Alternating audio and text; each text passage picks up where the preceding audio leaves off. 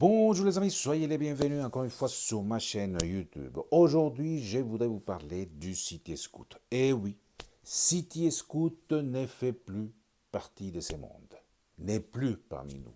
J'ai appris la triste nouvelle il y a quelques jours lorsque j'ai reçu un SMS de la part de la société Coultra qui me proposait les services City Scoot via leur application. Alors j'ai fait ma petite enquête et en effet, j'ai appris que la start-up française n'a pas supporté les problèmes qui se sont présentés sur leur chemin, comme par exemple la crise sanitaire, le télétravail, la concurrence de la part d'autres sociétés de location de scooters et les cyclistes. Alors ils ont décidé d'arrêter et elle s'est fait racheter par la société espagnole Cultra, qui apparemment se trouve en meilleure santé économique. Malheureusement, Coultra a décidé de ne pas garder l'ensemble de la masse salariale, mais il a décidé aussi de ne pas garder la flotte de scooters jugés démodés. Je vais être honnête avec vous, j'étais un peu attristé lorsque j'ai appris la nouvelle. Cet ensemble de mauvaises nouvelles. Mon histoire d'amour avec City Scoot a commencé quelques mois avant la crise sanitaire. Je m'en souviens très bien, c'était le mois de décembre, lorsque la RATP s'est mise en grève. Alors, entre chez moi et mon boulot, il y a quand même 13 kilomètres qui nous séparent. À pied, ça fait 2 heures et quart. Alors, j'ai décidé en premier d'acheter un vélo d'occasion. Les vélos étaient complètement pourris, il n'y avait même pas de freins. Alors, tout de suite après, je me suis dit, tiens, je vais tester le City Scoot. Alors, je me suis abonné et à partir de ce moment-là, j'étais devenu, je faisais partie des utilisateurs du City Scoot.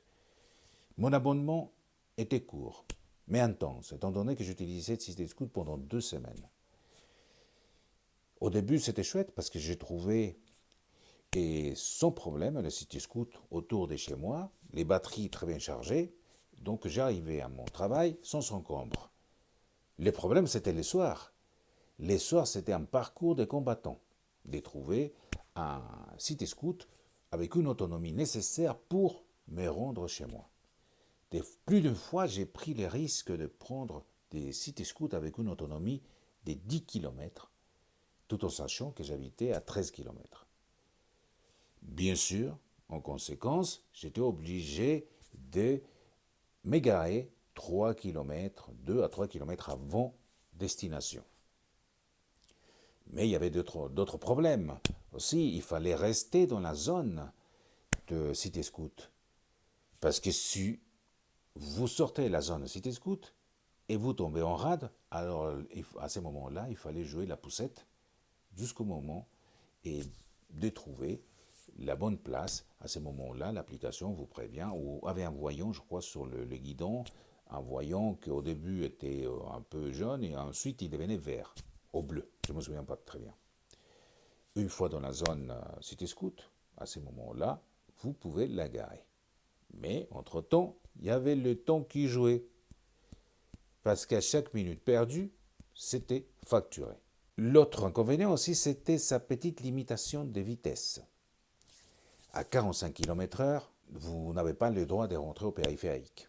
Alors là, vous avez le droit de vous arrêter au niveau de tous les feux tricolores. Le problème, c'est qu'à chaque fois que vous vous arrêtez, il y a le temps qui passe et la batterie qui se décharge. Et à chaque démarrage, la batterie s'est déchargée encore plus. Alors là, je vais vous dire que c'était vraiment un sacré problème.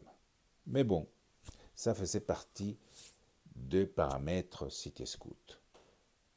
Malgré tous ces petits inconvénients, City Scoot restera à jamais dans mes bons souvenirs.